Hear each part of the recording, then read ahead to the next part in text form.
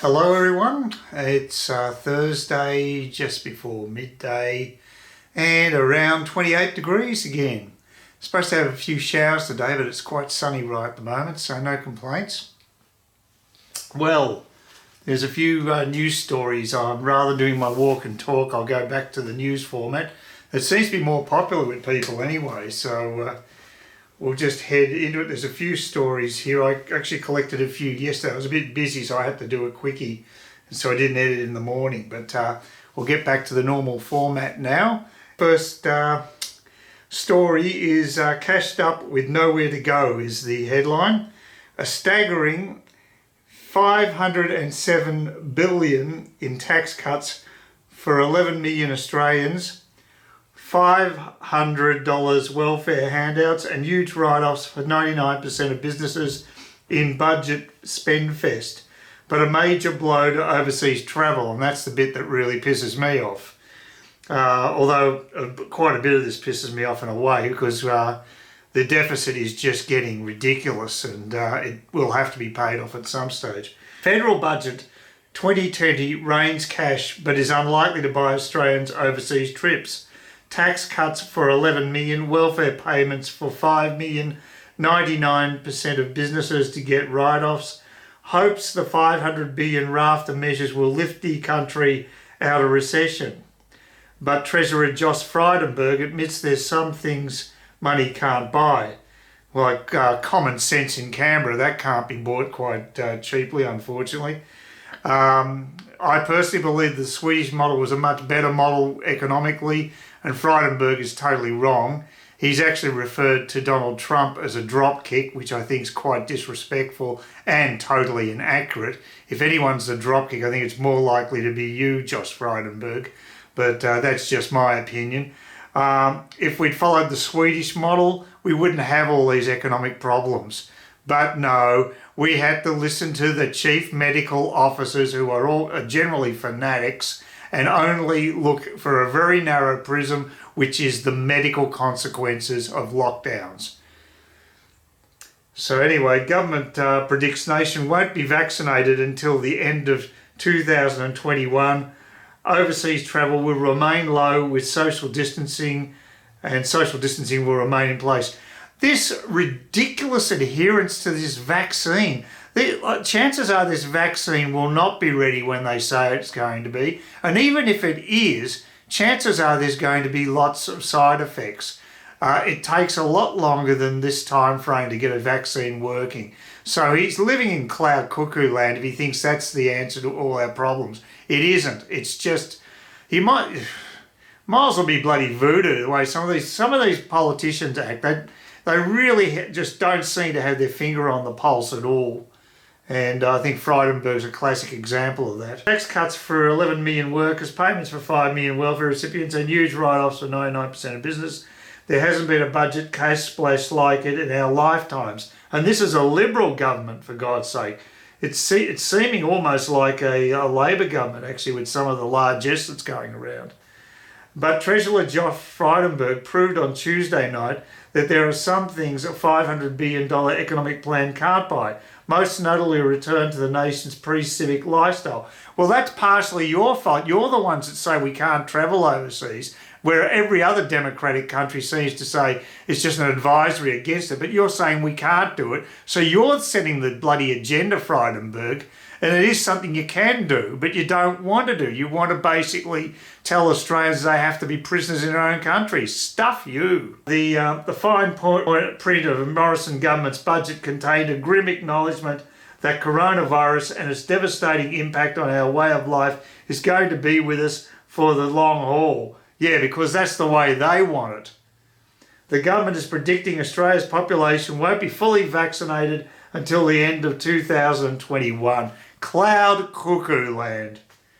That means overseas travel will remain low until then, and social distancing measures will have to stay in place. So you're going to make us prisoners in our own country because we can't get some Mickey Mouse vaccine that probably won't work. Most vaccines, they either have lots of side effects or they don't work with everybody in the population. Maybe they get 70 or 80%. They're not the cure-all. This is crazy stuff. And that's on the assumption a vaccine will be found. Exactly. Our cherished lifestyle has been put on hold. A sombre Mr. Frydenberg admitted to half-empty social distance House of Representatives last night. Overseas holidays look unlikely for Australians until a COVID-19 vaccine is found and widespread. Rubbish. Absolute rubbish. It's just, you know what I reckon the real agenda here is? The government's worried about Australians spending money overseas rather than in Australia. That's the real agenda. You're talking total crap, Frydenberg. The Treasurer was unveiling his emergency plan to kickstart the nation's battered economy, which features more than $500 billion in tax cuts, wage subsidies and other payments. At the heart of the budget is a plan to fast-track personal income tax, which were originally set to come into force in 2022. Instead, they were backdated to July 2020. Workers will pocket a cash boost of up to $2,745 per year, with couples making it up to $5,490. Well, I do agree with the tax cuts. That is a good policy, and that probably is the difference between Labor and Liberal. Although you're spending way too much, at least a tax cuts thing is going to stimulate the private economy. I'm so sick of public servants getting, having a free ride during these things. They don't lose their jobs, they don't have pay cuts, whereas the private enterprises have to take the whole burden, and it stinks. 7 million Australians will pocket more than $2,000 in tax relief. Some will get much of it in their pay packets, other at tax time. Mr. Frydenberg also announced huge tax breaks for businesses, with 99% of all companies allowed to completely write off all new assets on the taxman for a year. The measure would allow a small business to buy a new computer, a farmer a new harvester, and a trucking company a fleet upgrade, all on the Australian Tax Office. Meanwhile, welfare recipients, including age and disability pensioners, carers and family tax benefit recipients, will receive two one-off $250 payments in December and next March. The suite of measures will aim to slow the soaring unemployment rate, which is projected to hit a high of 8% by Christmas, before gradually falling to 6.25% in June. For all the crap they're putting on the American economy, lots of jobs are being created there. They're already getting into a recovery stage. By the way we've acted here, Morrison made a huge mistake giving the states all this power with this ridiculous national cabinet he set up. It was the biggest failure of policy I can imagine, because all it did was it bolstered all these state governments to go their own way. We're Australia, we need to go in one direction to get out of this crap. The extraordinary response to the pandemic comes at a massive cost, with the government forecasting a record budget deficit of $213 billion and a gross debt of $870 billion, worth 44% of GDP this year. I mean, that is shocking, really shocking. Remember, we were supposed to be in for a surplus. Now we're over 273 billion in debt. I mean, that is a huge blow to the economy. The figure will hit 1 trillion, more than half of the GDP in June 2022. I mean, it's actually the youth of the country going to pay for this. People like me, I'm in the baby boomer class. We've had it easy, but I'll tell you what, for younger populations, you're going to really suffer. You're the ones going to pay for all this crap. COVID safe for the long haul. Budget documents admit international travel will be low for the foreseeable future, with Australia's population not expected to be vaccinated till the end of 2021. If a vaccine shows itself above Prime Minister Scott Morrison with Mr. Frydenberg and Home Affairs Minister Peter Dutton. Grim warning, Australians face 2 years of social distancing and no overseas trips until everyone is vaccinated from COVID-19. Here's another story, another horror story, especially for me. This one specifically talking about the travel aspect of this. The budget suggests social distancing measures will be in place until 2022. Overseas travel will be limited until there's a COVID vaccine. Travel to the US, Europe and much of Asia will be limited. All states besides WA expected to open borders by Christmas. I mean, what is it with WA? This is the other thing about this national cabinet. It's just given more impetus to WA to break away from Australia. There's a real succession feeling there now. So well done, Scott Morrison, you've really done a great job of running the country in different directions, so they want to actually break away. That's a fantastic way of running this country. Here's another drop kick, not just Frydenberg. However, the federal government expects every state border to be open by Christmas, except for Western Australia, which it believes will keep its borders closed until it's the state election of the March 31st, 2021. Well, this sounds very much like Anastasia Palaszczuk. Looks like a premier basically working the system for their politics rather than for the good of the people. Stinks, really stinks. Prime Minister Scott Morrison previously said the first step will be to open to safe locations. New Zealand, South Korea, Japan, Pacific Islands, such as Fiji, may be amongst the first countries that Australians will be allowed to travel to. I wish they'd include Vietnam in that list because they're doing pretty well themselves in containing the coronavirus. So hopefully they'll be leveraged into that as well. The Prime Minister revealed last week that he is considering a traffic light system that would allow people entering Australia from COVID-safe countries to avoid hotel quarantine. Oh, that's okay. They can avoid hotel quarantine. We have to bloody have it. And again, that's another sticking point for me, this ridiculous requirement of having to go to a hotel after returning from overseas.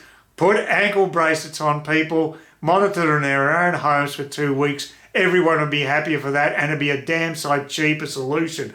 But that requires creativity, which is sorely lacking in Canberra. Mr Morrison said other countries, including Denmark and Greece, had similar models where return travellers only have to go into quarantine if they have come from places with high levels of coronavirus. He said he was considering letting people quarantine at home instead of in hotels if they fly in from a low-risk country. What's the difference? What's the matter? I mean, it's still a quarantine. I don't see why you're differentiating between low risk and what you perceive as higher risk. I mean, if you're going into quarantine, you're going to quarantine. If the ankle bracelets work, why do you have to go to a hotel? I don't understand that. Please explain, as a famous Queensland politician once said. Home quarantine can play a role in the future, and it's something that is being considered by the AHPPC, which is the Australian Health Protection Principal Committee. Yeah, well, of course, they'd be slow on the uptake, wouldn't they? It's just common sense. We will need a more flexible approach that gives us more options for managing this. So there's something that is under active consideration, he said. Mr Morrison said home quarantine worked well in February and March when many Chinese Australians were returning from China. Since the March the 17th, the only Australian citizens and permanent residents are allowed to enter Australia. They must complete 2 weeks of hotel quarantine at their own cost. Overseas travel is banned until 17th of December, and that period may be extended. It's just like Daniel Andrews, isn't it? They're giving you the carrot, but they're saying we can take it away from you when we like. How dare you have civil liberties? How dare you be allowed to actually leave Australia and not be a prisoner? I mean, Liberal Party, they should look up Liberal in the dictionary and just see what the hell they've become. It's not the Liberal Party, it's the illiberal party. A travel bubble with New Zealand, which will allow holidays without quarantine, has long been under consideration, but still not has happened. Well, that's because that drop kick over in New Zealand, Jacinda, she believes she can eliminate the virus. And I've said many times, that's only fools think that. And that's what they are. So she's going to, if another case will crop up and the bubble will be gone. Don't hang out for the bubble, because when you've got a harebrain like that over in New Zealand, I just wouldn't trust them. Under revised plans drawn up by Australia's Tourism Restart Task Force, Kiwis would be able to freely enter Australia in November, and Aussies would go the other way by January or February. The plan obtained by the Australian calls for all states to open their borders by December the 1st. Well, I think that might just about do it. There's enough bad news in there to sate your appetites. Bad news does sell, as they say.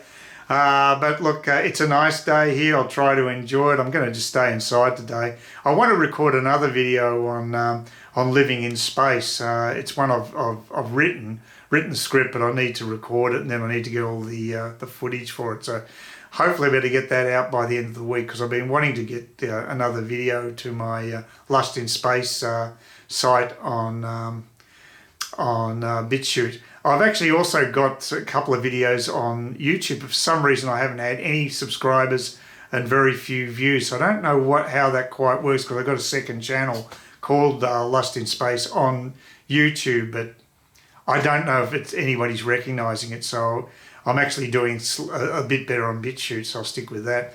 Anyway, look, thanks everybody for, as usual, for the thumbs up, thumbs down. Just keep them coming. Comments are always appreciated. I try to answer everyone that does comment. It's not that I'm getting a huge flow at this stage, only having about, well, actually I've lost subscribers. I'm down to 609, so hopefully I'll get a few more from this particular video and make it up and get the momentum again. But yeah, it's looking like it could be a long haul to 700 subscribers, but what can you do? Just keep persevering and putting out content, and hopefully you'll enjoy it. So that's it for today. I don't know what I'll come up with tomorrow. Maybe some different topics. I might, at least this one wasn't totally dominated by Dan Andrews. There's a lot of overseas travel stuff and federal government, so there's a little bit of variety. But the Dan Andrews stories seem to actually get a bit of attention, so I'm happy to keep reporting it, and hopefully, and happy to keep putting pressure on the Victorian government to see some sense, and the Labor Party to maybe sharpen those knives and think about prodding Dan in the back rather vigorously. Anyway, have a good day. Look after yourselves. Didn't mean to do a zoom in like that.